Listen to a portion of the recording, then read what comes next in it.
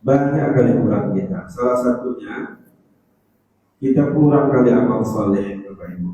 Sedikit kali ibadah kita. Karenanya mudah-mudahan dengan seringnya kita berselawat, basahnya lidah kita karena banyak berselawat kepada Rasulullah, itu membuahkan hasil berbuah manis. Rasulullah tanda dengan kita, Rasulullah mau berikan syafaatnya di hari yang amat sangat kita butuhkan nanti yaumul akhir kelak. Amin ya rabbal alamin. Karena itu juga salah satu tujuan kita, karena itu juga salah satu apa yang kita harapkan tadi. Karena kalau melihat amal solid kita, Bapak Ibu, agak jauh pangkat dari api. Melihat amal solid kita kadang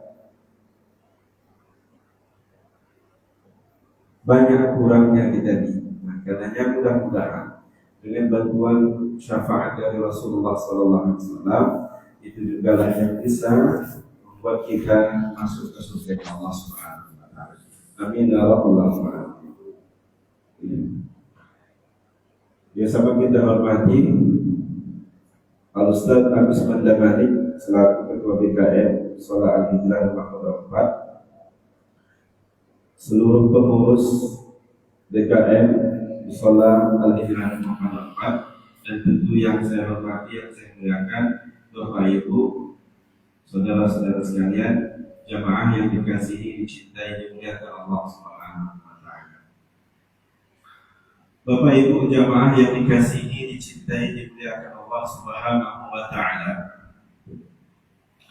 Ketika Allah menyuruh kita untuk melakukan suatu perintah,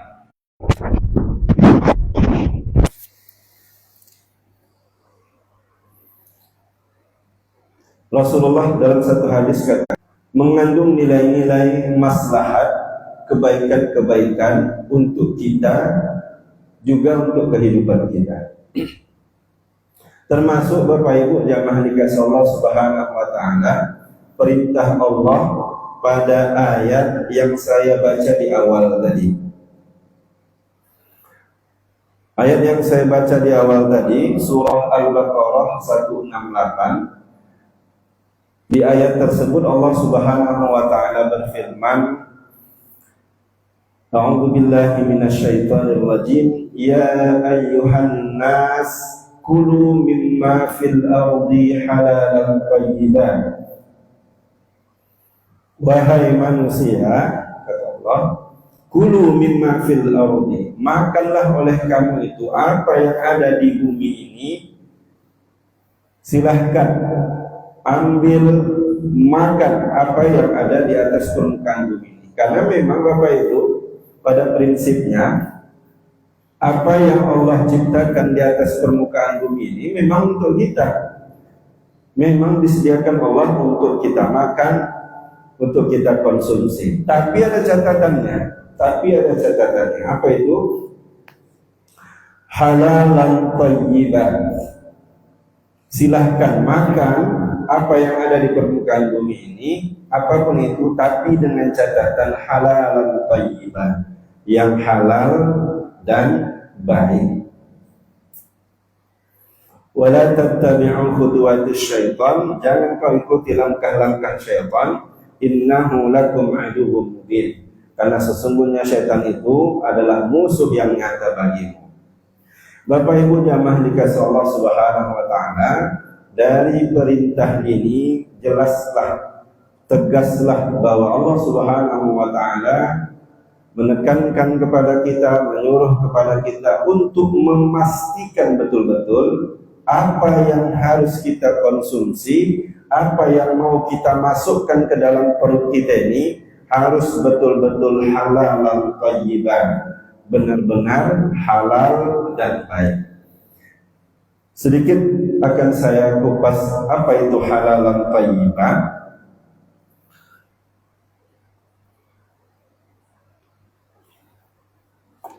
Para ulama memberikan, khususnya para ulama tafsir, menjelaskan beberapa makna tentang apa itu halal dan thayyiban. Pertama halal. Jadi halalan thayyibah itu ada dua istilah, ada dua kata, halalan sama thayyiban. Sering kita ucapkan itu halal thayyibah. Bahkan udah jadi merek toko ya Pak Ben. Halal thayyibah, halalan thayyibah. Ada toko halalan thayyibah. Sering kita dengar istilah halalan thayyibah. Apa itu halalan thayyibah? Al halalu, kata para ulama tafsir, kullu ma ajaza syar'u aklahu. Halal itu adalah dalam konteks makanan, kullu ma ajaza syar'u aklahu, segala sesuatu yang dibolehkan oleh syara untuk kita memakannya. Itu kullu ma ajaza syar'u aklahu, sesuatu yang dilegalkan oleh syariat, dibolehkan oleh syariat untuk kita memakannya. Ini dalam konteks makanan. Tapi kalau dalam konteks umum, halal itu segala sesuatu yang memang boleh kita lakukan sesuai dengan keizinan dari syara. Itu dalam konteks umum. Tapi dalam konteks makanan, karena ini mengkaitkan dengan kata halalan thayyibah tadi, maka yang dimaksud halal itu adalah kullu ma ajaza syar'u aklahu. Semua apapun itu yang boleh kita makan, yang dilegalkan, dibolehkan, diizinkan oleh syara. Syara di sini tentulah maksudnya Allah melalui Al-Qur'an, Rasul melalui hadis. Nah, yang dimaksud halal di sini, boleh di sini sesuai dengan syara adalah ada dua hal. Ada dua hal yang dimaksud halal di sini. Hal yang pertama halal zatnya.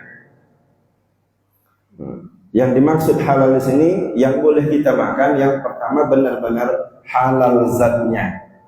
Yang kedua halal pula cara memperolehnya.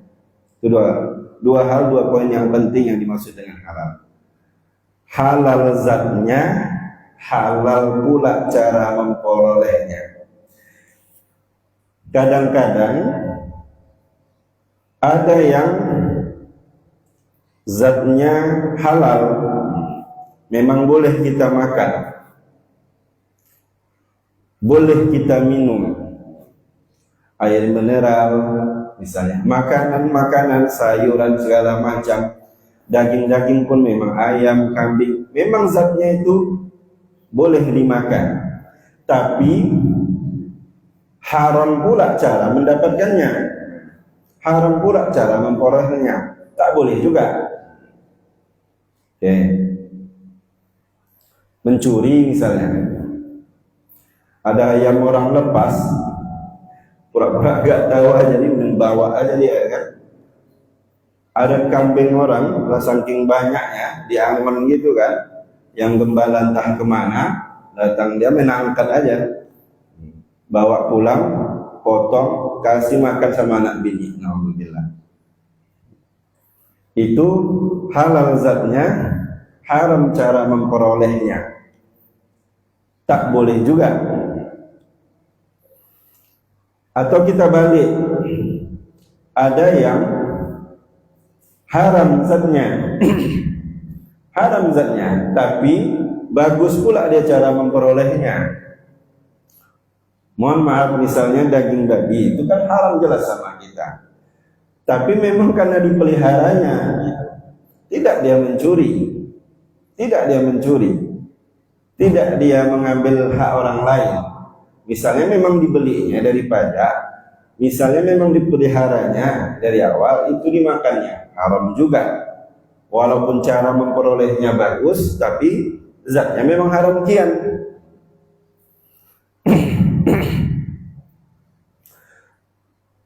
Ada yang halal cara memperolehnya, mungkin dia beli, dia pelihara atau apa, tapi haram pula zatnya, haram pula zatnya. Daging babi dibelinya dari pajak misalnya, pelihara itu kan memang bagus cara memperolehnya, tapi memang haram zatnya, tidak boleh juga. Yang paling parah, udahlah haram zatnya, cara memperolehnya pula tak betul, ya kan? Udahlah zatnya tadi daging babi misalnya, cara memperolehnya nyuri punya orang, udahlah double lah. Udahlah daging babi misalnya, curi pula punya orang. Nah, jadi yang dimaksud halal yang dibolehkan oleh syarak untuk kita memakannya ini, kata para ulama tafsir dalam menjelaskan ini, adalah halalan secara zatnya, halalan secara memperolehnya, baru masuk kategori halal. Itulah yang boleh kita makan, boleh kita konsumsi untuk diri kita, untuk keluarga kita, untuk anak istri kita, untuk orang-orang di sekitar kita. Itu yang pertama. Apa pula thayyiban? Apa pula thayyiban? Tadi halalan, thayyiban. Digandeng kata halalan dan thayyiban. Apa pula thayyiban? Nah, makna thayyiban ini terdapat beberapa pendapat. Imam Malik menjelaskan bahwa makna kata thayyiban dalam ayat-ayat Al-Quran itu beliau jelaskan al-halalu wa thayyibu min nafsil makna. Halal sama thayyib itu sebenarnya sama maknanya. Thayyib itu halal, halal itu thayyib gitu. Jadi halalan thayyibah walaupun dua kata tapi min nafsil makna, sama aja maknanya itu, sama aja artinya. Halal ya baik, baik ya halal, halalan thayyibah. Oleh karena itu, kenapa disebut kok dua kali kalau memang sama? Nah, disebutkan dua kata, ada thayyib setelah halal, fungsinya, tujuannya untuk litaukid, untuk menguatkan.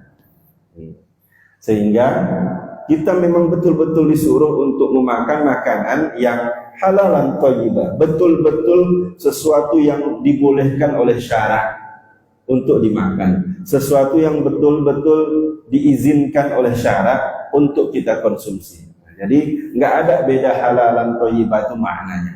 Tapi itu menurut Imam Malik. Tapi menurut Ibnu Katsir dalam tafsirnya, beliau menjelaskan bahwa yang dimaksud thayyib itu adalah makanan yang baik, makanan yang kalau kita konsumsi itu menyehatkan untuk tubuh kita, menyehatkan badan kita, menyehatkan fisik kita.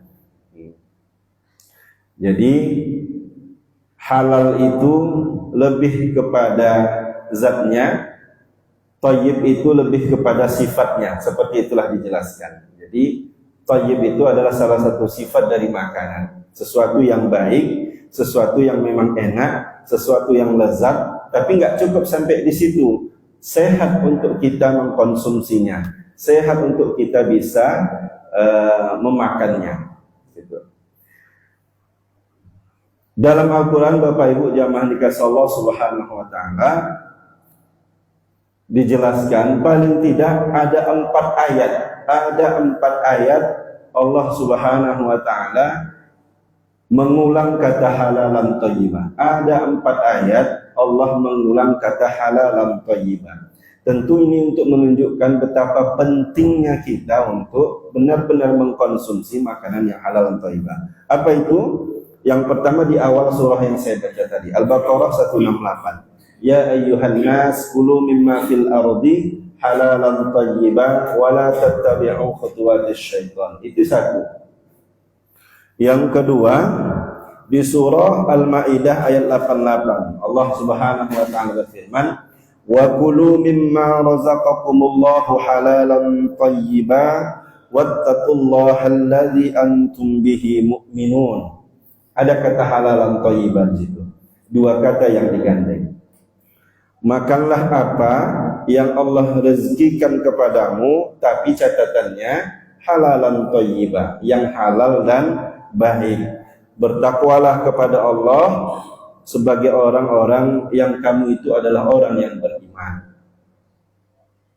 2. Yang ketiga, di mana lagi? Di dalam surah Al-Anfal ayat 96. Apa kata Allah?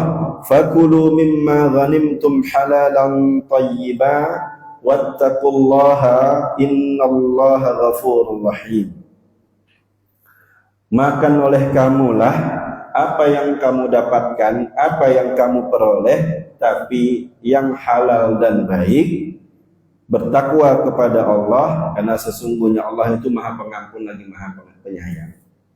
Itu yang ketiga. Yang keempat ada di surah An-Nahl ayat 114. Allah katakan, fakulu mimma razaqakumullahu halalan tayyiba washkuru ni'matallah in kuntum iyyahu ta'budun.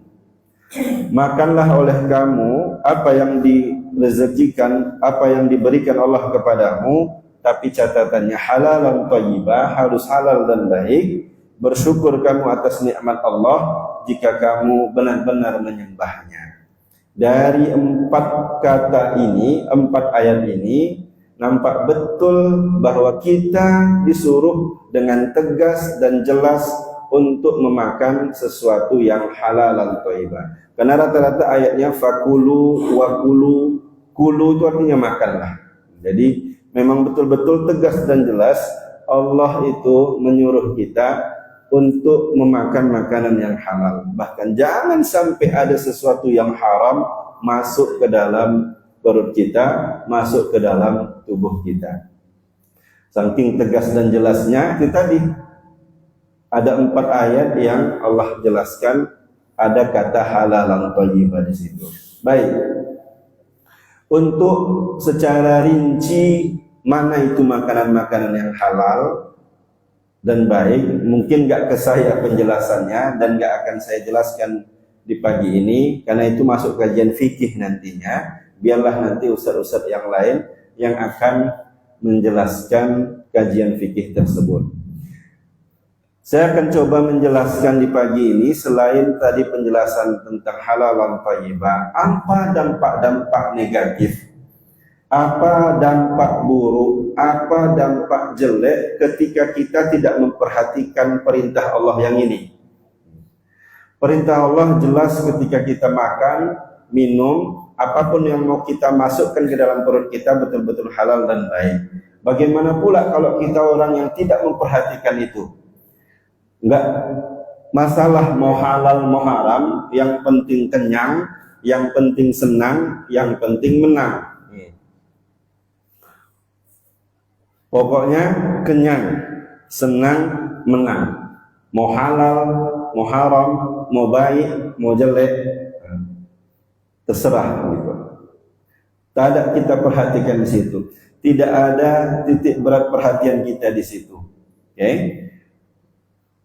Dan apa saja yang hal-hal yang bisa menjadi dampak negatif, akibat-akibat buruk ketika kita tidak memperhatikan masalah halal dan haram dan dalam makanan kita.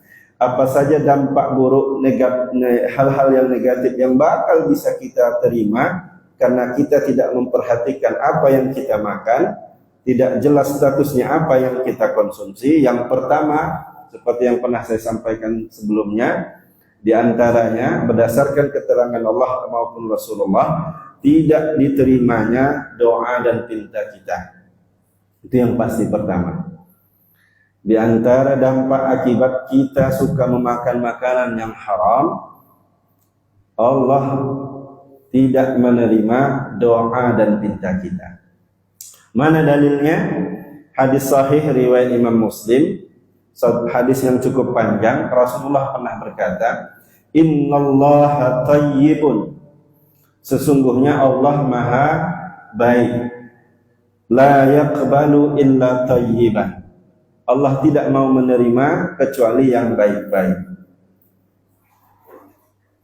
Di ujung hadis tersebut kata Rasulullah,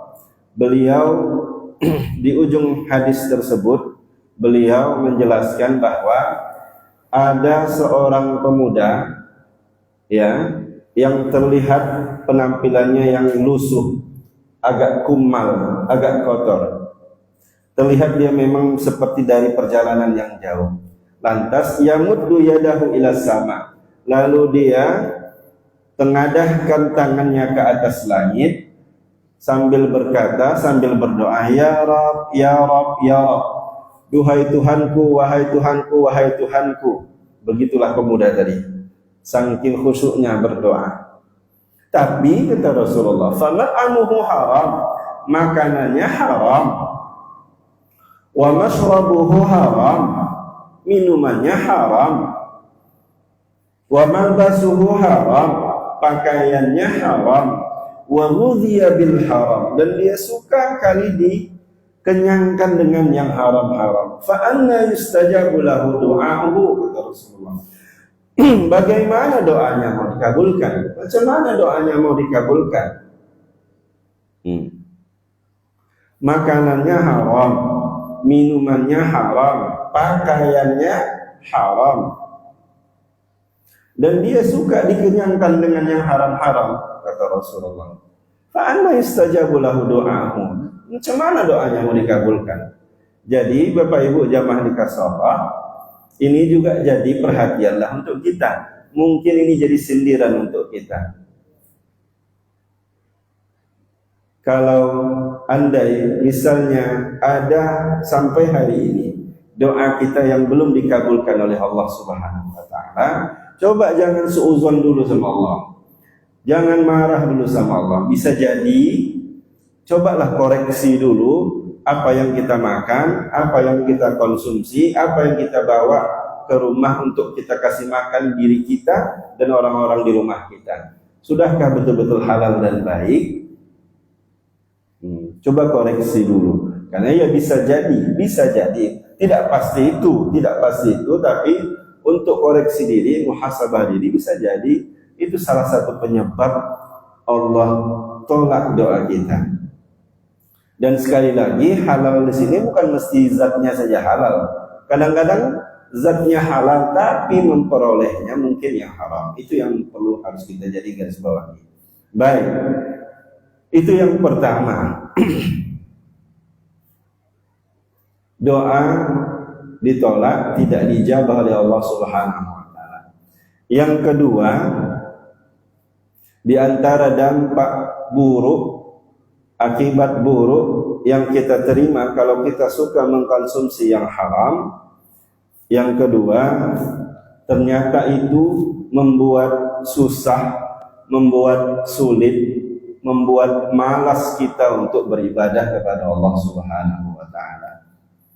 Ternyata itu juga berdampak kepada beratnya kita, susah kali badan kita untuk diajak beribadah kepada Allah Subhanahu wa taala. Mana dalilnya Bapak Ibu jamaah dikasih Allah? Dalam Al-Qur'an Allah Subhanahu wa taala berfirman, "Ya ayyuhar rusul kulu minat thayyibat wa'malu salihan." Wahai para rasul, kulu minat thayyibat, makanlah oleh kamu yang baik-baik, wa'malu salihan, dan beramal salehlah kamu. Makan yang baik-baik dan beramal salehlah kamu. Di ayat ini Bapak Ibu jamaah dikasih Allah, di ayat ini Allah gandeng kata perintah untuk memakan makanan yang baik, kulu minat thayyibat, disandingkan, digandeng dengan perintah beramal soleh, wa'malu solehan. Karena ayatnya gitu kan, kulu minat thayyibat wa'malu solehan, makan yang baik-baik, beramal solehlah kamu. Jadi kata para ulama tafsir, dengan digandengnya dua perintah ini, maka ketika kita betul-betul berusaha dan berupaya untuk menjaga makanan kita yang halal dan baik, ketika kita betul-betul memastikan apa yang kita makan, apa yang kita konsumsi itu betul-betul halal dan baik, insya Allah Allah akan bantu kita untuk beribadah kepadanya. Allah akan bantu kita untuk bisa terus beribadah, beramal soleh kepada Allah Subhanahu wa taala. Dan ini berlaku kebalikannya. Dalam usul fikih ada istilahnya mafhum mukhalafah. Mafhum mukhalafah itu sesuatu yang berlaku kebalikannya. Kalau tadi kita berupaya menjaga makanan kita yang halal dan baik, insya Allah Allah bantu kita, mudah saja kita untuk beribadah kepada Allah. Dan berlaku sebaliknya, mafhum mukhalafahnya, kalau kita tak menjaga makanan kita, nggak peduli kita mau halal mau haram, yang penting senang, kenyang, menang, maka itulah dampaknya. Berat kali, malas sekali badan kita ini dibawa untuk beribadah kepada Allah Subhanahu wa taala, untuk beramal saleh kepada Allah Subhanahu wa taala. Oleh karena itu Bapak Ibu jamaah dikasih Allah, andai kalaulah misalnya sampai hari ini kadang-kadang berat kali mungkin badan kita untuk diajak beribadah kepada Allah, susah kali rasanya, ada aja halangan, atau kadang-kadang kita merasa kok payah kali diajak untuk beribadah kepada Allah, coba koreksi dulu makanan kita, coba koreksi dulu minuman kita. Bisa jadi mungkin dari sisi itulah mungkin yang membuat kita berat untuk beribadah kepada Allah Subhanahu wa taala. Maka sekali lagi hadis yang saya baca di awal, innal khaira la ya'ti illa bil khair. Kebaikan itu pasti membawa kebaikan juga. Kebaikan itu pasti mendatangkan kebaikan yang lain juga. Ketika kita berupaya untuk menjaga perintah Allah, yakni memakan makanan yang halal dan baik, pasti membiasakan kebiasaan yang baik. Apa itu? Beribadah kepada Allah Subhanahu wa taala. Jadi bahasanya, input yang baik itu pasti menghasilkan output yang baik. Input yang baik pasti menghasilkan output yang baik. Makanya sering saya sampaikan di beberapa pertemuan yang lalu juga sudah saya sampaikan bahwa makanya Rasulullah itu mengajarkan kita untuk mencoba meniru lebah. Coba perhatikan lebah. Masalul mu'min kama salin nahlah, kata Rasulullah. Perumpamaan seorang mukmin itu hendaknya lihatlah seperti lebah. Kenapa lebah? Kata Rasulullah, lebah itu la ta'kulu illa thayyiban wa la tad'u illa thayyiban. Dia tidak menghasilkan sesuatu kecuali menghasilkan yang baik-baik, dan dia tidak memakan sesuatu kecuali memakan yang baik-baik, dan dia tidak menghasilkan sesuatu kecuali menghasilkan yang baik-baik. Makan yang baik-baik, maka dia menghasilkan yang baik-baik. Berarti itulah tadi, input yang baik pasti menghasilkan output yang baik. Itu tengoklah lebah. Dia hanya memilih sari bunga dari bunga-bunga yang terbaik untuk dihasilkan madu yang terbaik pula untuk bisa kita konsumsi. Itulah pelajaran yang bisa diambil dari lebah itu. Maka ketika kita menjaga makanan kita betul-betul halal dan baik, insya Allah itu membawa dampak positif. Hasilnya apa? Di antaranya dimudahkan oleh Allah Subhanahu wa taala untuk kita beribadah, beramal saleh kepada Allah Subhanahu wa taala. Sering saya sampaikan, input yang baik pasti menghasilkan output yang baik. Al khair la ya'ti illa bil khair. Kebaikan itu pasti mendatangkan kebaikan yang lain juga. Itu yang kedua. Dan yang terakhir, yang ketiga, sebenarnya banyak dampak-dampak negatif, akibat-akibat buruk kalau kita suka mengkonsumsi makanan yang haram. Tapi saya padakan 3 hal saja pada hari ini. Yang ketiga itu, di antara dampak buruknya ketika kita tidak menjaga makanan kita adalah tidak diterimanya amalan kita. Tidak diterimanya amalan kita. Dari mana?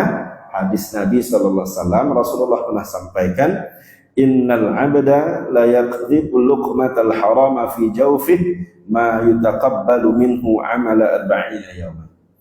Sesungguhnya ketika seseorang hamba berani dia memasukkan sesuatu yang haram ke dalam perutnya, maka tidak diterimanya amalannya 40 yawman, selama 40 hari.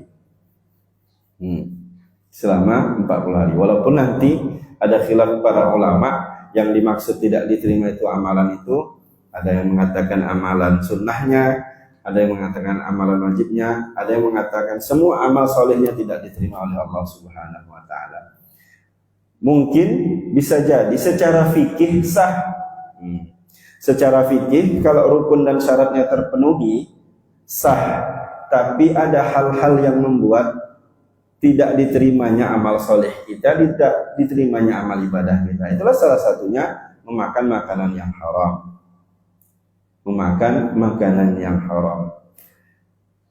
Terkejut juga kita nanti, na'udzubillah. Hari akhirat itu kan termasuk hari terkejut namanya. Terkejut-kejut. Ada orang yang banyak dia beribadah, ketika diterima catatan amal, ya kok sedikit kali. Ya, tapi aku sholat. Ya, tapi aku puasa. Ya Allah, tapi aku haji. Tapi aku banyak sedekah. Ternyata sedikit yang dapatnya. Ada yang terkejut juga. Terkejut juga ada nih. Gitu terima catatan amal, kok banyak kali. Awak tak pernah haji, awak tak pernah umrah, tapi tercatat amalan soleh kita itu ternyata kita pernah haji, pernah umrah.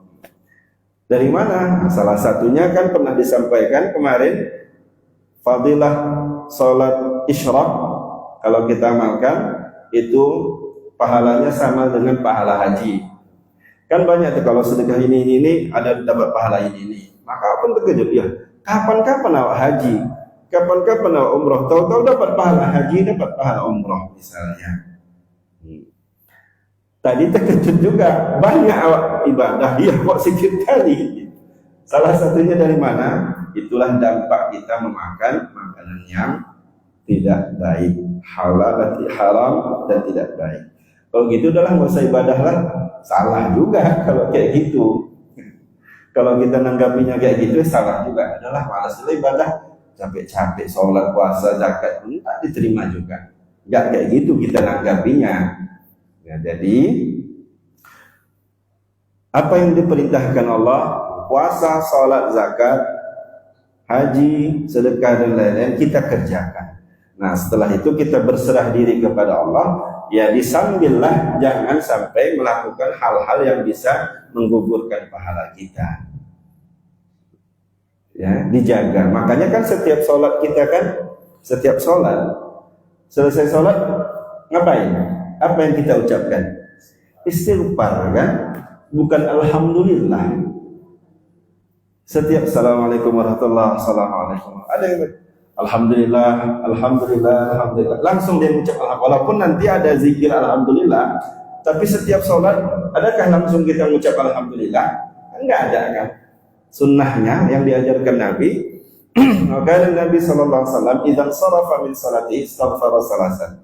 Nabi itu setiap kali selesai sholat langsung dia beristighfar mohon ampun kepada Allah. Astagfirullah, astagfirullah, astagfirullah. Artinya apa? Artinya dari ibadah kita pun kita tetap bermohon, berharap kepada Allah.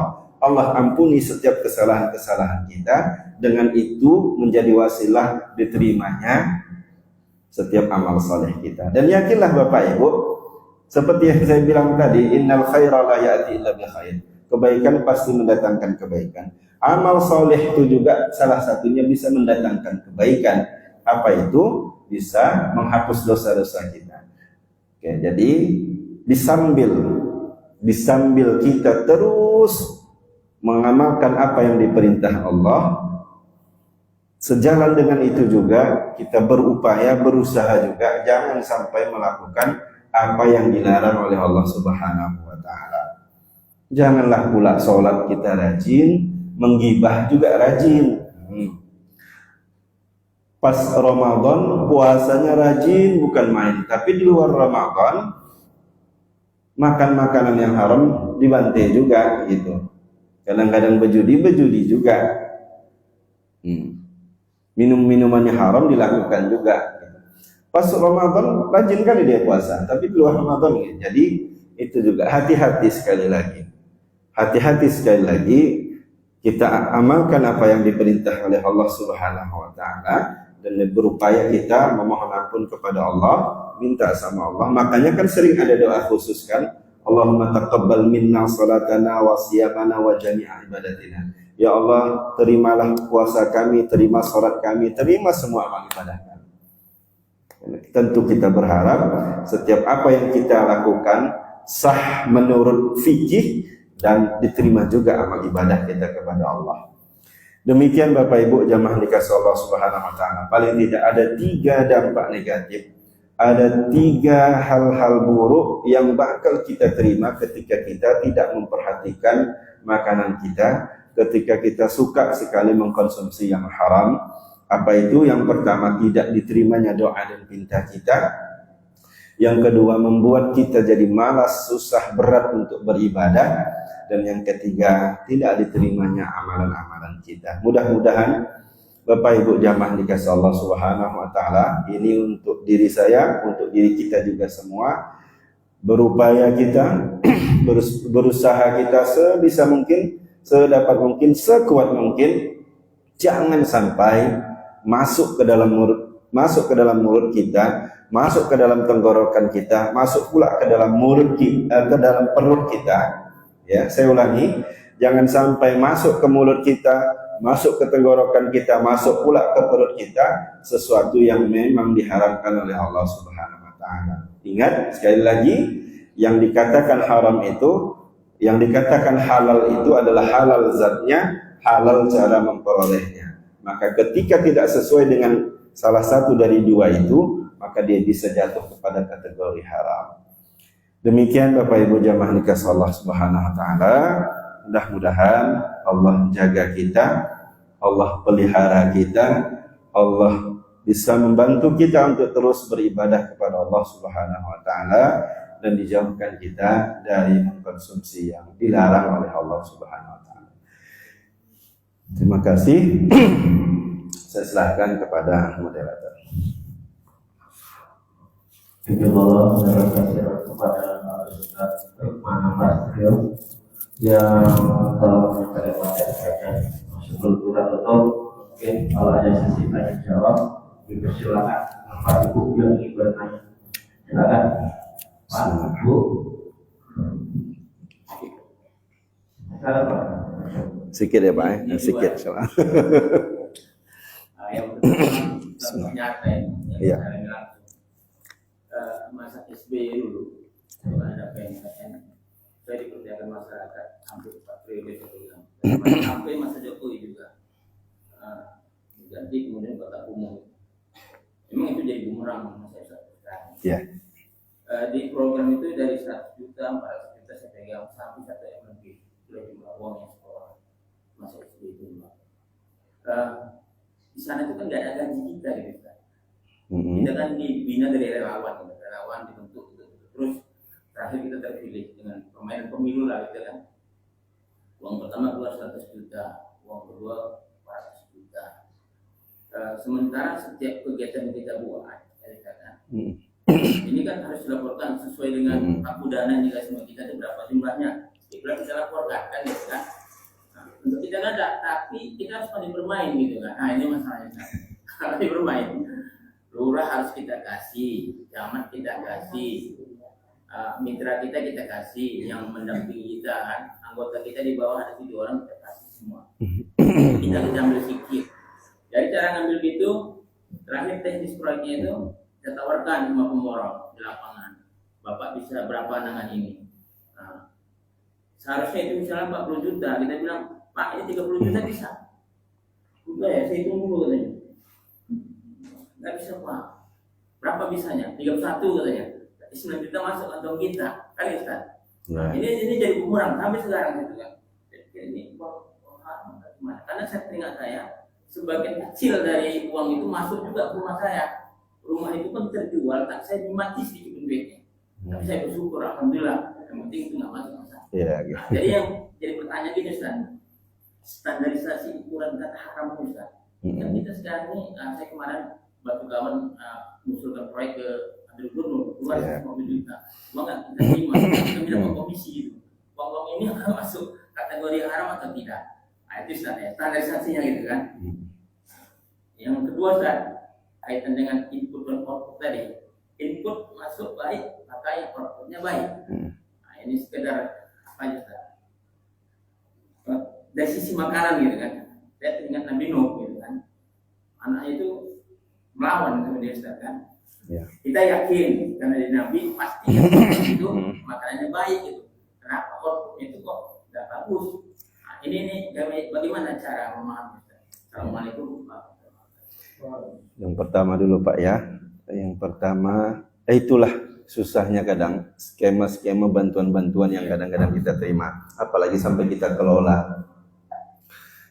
Selama kita mengambil hak kita, selama kita tidak menzalimi orang lain dari apa yang kita peroleh, dari apa yang kita terima, silakan.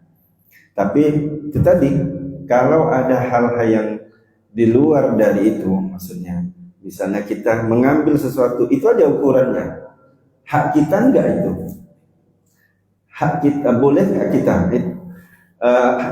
Dosa itu kata Rasulullah SAW, tanya dalam hati. Kalau kita ragu enggak kita? Sesuatu yang membuat kita ragu-ragu itu, disitulah nanti ada peluang-peluang dosanya di situ. Maka skema-skema proyek-proyek itu udah paham kita kan? Udah. Ya saya juga ngajar guru gitu kan, ada bantuan dari mana-mana. Kadang-kadang ada pihak entah LSM kah atau apapun mau menawarkan bantuan. Ini Ustaz dari gubernur misalnya, ini Ustaz dari wali kota, ini dari itu dinas sosial segala macam. Tapi belah jengkol ya Pak katanya, belah jengkol ada istilahnya. Kalau dulu ada istilah batik katanya, bagi 3, Masya Allah, batik bagi 3 dan belah jengkol. Nah, selagi kita memang memperoleh hal-hal sesuai dengan tupoksi kita, dengan kerjaan kita, silahkan. Nah, bagaimana dengan kalau kita menyetor ke sana, menyetor kemari segala macam? Itu kan bukan salah kita lagi kan? Itu menjadi syarat kadang di awal. Itu kan, itu udah memang urusan dia lah gitu. Lantaklah dia lah itu. Kita berharapnya kan 100 juta yang dikasih, turunnya 100 juta, itu yang kita nikmati. Bahwa misalnya dari 100 juta itu secara sukarela, kita sukarela ya, antara ridho kita ngasihnya, ya namanya orang udah bantu kita, masa pula kita nggak ngasih fee sebagai terima kasih, sebagai terima kasih bahasanya ya, sebagai terima kasih, bukan paksaan. Ya udah silahkan sekali lagi, tapi jangan pula mengambil yang lebih dari yang seharusnya kita terima. Nah, ya pasti kita lebih tahu. Artinya gini, kita tahu kepala sekolah lah misalnya, kepala sekolah. Kadang-kadang dia kan kesana kemari ke dinas ini untuk ngurus ini ngurus itu. Katakanlah untuk ngurus sertifikasi guru-gurunya. Boleh nggak dia meminta ketika cair sertifikasi? Boleh nggak dia minta potongan dari guru-guru itu? Dan sering memang biasa dipotong itu. Untuk apa? Asal jelas tujuannya, asal jelas tupoksinya. Asal jelaslah betul-betul dan dijelaskan, jangan nggak dijelaskan. Dan jangan sampai menzolimi. Cairnya 100, dimintanya 50, itu kan zolim namanya kan. Jadi jelas kemana arahnya gitu. Misalnya kepala sekolah tadi kesana kemari kan pakai bensin juga misalnya. Capek, butuh minum, makan juga di jalan. Nah, dari situ diambilnya secara halal misalnya, dan memang harus disampaikan. Udah, kadang-kadang orang dinas pun minta biaya laporan lah segala macam, makanya begitu. Selagi memang tidak zalim bentuk pengambilannya, ya, tidak serakah, tidak banyak, dan memang antaradin, artinya ridha mereka mengerahkannya, sudah, itu bagian dari yang boleh kita ambil. Tapi itu tadi sekali lagi, tanyalah dalam diri kita itu, layak nggak sebesar itu kita mengambilnya gitu. Dengan kerjaan kita yang seperti ini, kita yang bisa mengukur. Kerja ongkang-ongkang, cuman tanda tangan, tahu-tahu dapat slip banyak dari hasil fee tadi. Apakah itu tidak penzaliman? Kita lah yang tahu. Tapi kalau kita kesana kemari ngurus ini itu, ngurusin ini, ngurusin anggota kita kan. Kan skema apa itu kan kadang ke bawah kan, macam MLM juga kan ya. PNPN mandiri itu kan dia ke bawah dan segala macam. Saya pun tidak paham kali kan. Kalau memang kita ada kerja di situ dan kita mengutip dari anggota dari hasil kerja kita juga, itu bagian dari gaji kita dan memang harus disampaikan ke anggota bawah kita. Mungkin itulah tidak bisa detail kali karena memang saya pun tidak paham kali sistemnya. Tapi sekali lagi, kalau memang ada kerja kita di situ sehingga kita merasa dapat fee di situ, silahkan. Tapi jangan berlebih, jangan sampai zalim. Baru yang kedua, nah itulah salah satu bentuk cobaan yang Allah titipkan, yang Allah berikan kepada Nabi Nuh. Ya. Jadi bahwa yang saya bilang tadi, al khair la ya'ti illa bil khair, itu idealnya. Idealnya sesuai janji Allah, kebaikan pasti mendatangkan kebaikan. Input yang baik, hasilnya output juga baik. Tapi dalam kehidupan ini pasti ada saja memang tidak sesuai dengan apa yang diharapkan. Dan yakinlah pasti ada hikmah di sebalik itu. Ada hikmah di sebalik itu. Nah, jadi kasus Nabi Nuh itu pertama itu satu bentuk cobaan lah kepada Nabi Nuh alaihi salatu wassalam. Dia berdakwah ke sana kemari, ya, menyampaikan risalah ke sana kemari, banyak yang ikut, orang terdekatnya sendiri, istri dan anaknya si Kan'an sendiri pun tidak ikut. Itu bagian dari cobaan. Yang kedua, hikmah yang mungkin bisa diambil bahwa hidayah itu datangnya dari Allah. Hidayah itu hak prerogatif Allah. Artinya kadang-kadang suka-suka Allah lah memang. Siapa yang memang untuk diselamatkannya, siapa yang tidak untuk ditolongnya, pasti ada jalannya. Pasti sesuai dengan kehendak Allah Subhanahu wa taala. Innaka la tahdi man ahbabta. Sesungguhnya engkau tak bisa memberi hidayah kepada orang yang kau cintai itu, kata Allah.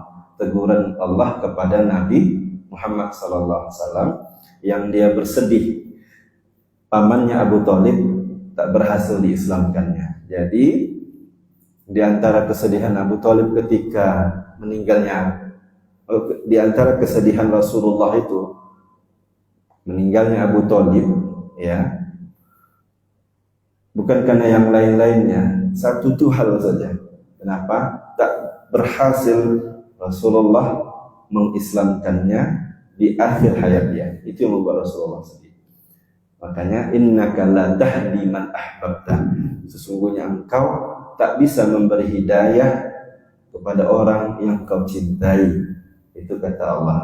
Itu jadi semeti juga buat kita bahwa kita memang tugasnya menyampaikan bahwa hasilnya hidayah itu milik Allah. Siapapun yang mau ikut atau tidak sesuai dengan keinginan Allah Subhanahu wa taala. Jadi itu tadi bagian dari cobaan Nabi Nuh, dan kita juga nih pasti punya diberikan cobaan dari Allah Subhanahu wa taala dari tentang kehidupan kita yang masing-masing lah, besar kecilnya, berat ringannya, kitalah yang rasakan. Pasti kita punya cobaan masing-masing, baik dalam masalah ekonomi, masalah keluarga, orang tua, dan lain-lain, masalah anak lagi misalnya, dan lain-lain. Jadi itulah bagian dari cobaan dari Allah Subhanahu wa taala. Demikianlah yang bisa saya sampaikan. Coba ini. Punya yang bertanya pas. Alhamdulillah, rangkaian kegiatan acara kita telah selesai. Semoga apa yang disampaikan tadi menambah keimanan kita, menambah pengetahuan kita. Yang awalnya kita tidak tahu, akhirnya menjadi tahu. Dengan halal thayyiban, semoga kita yang hadir di sini dan mendengar dapat menjaga apa yang kita makan dan yang kita dapatkan. Kita juga mendoakan kepada saudara-saudara kita, kaum muslimin dan muslimat, buat kaum muslim pada tempat yang pada ahad ini belum bisa bergabung bersama kita. Semoga pada ahad depan dapat bergabung bersama kita, melaksanakan salat subuh berjamaah dan sama-sama kita mendengarkan pengajian yang baik Alhamdulillah Bapak Ibu di wafat banyak para ustaz yang mau berbagi ilmunya dengan kita. Sayang sekali jika hal itu tidak kita manfaatkan. Akhirul kalam, kita tutup pengajian kita pada subuh ini dengan membaca alhamdulillah. Alhamdulillahirabbil alamin. Dan diakhiri dengan doa kafaratul majlis. Subhanallahumma wa bihamdika asyhadu an la ilaha illa anta astaghfiruka wa atubu ilaik. Assalamualaikum warahmatullahi wabarakatuh. Waalaikumsalam warahmatullahi wabarakatuh. Ya Bapak Ibu dipersilakan.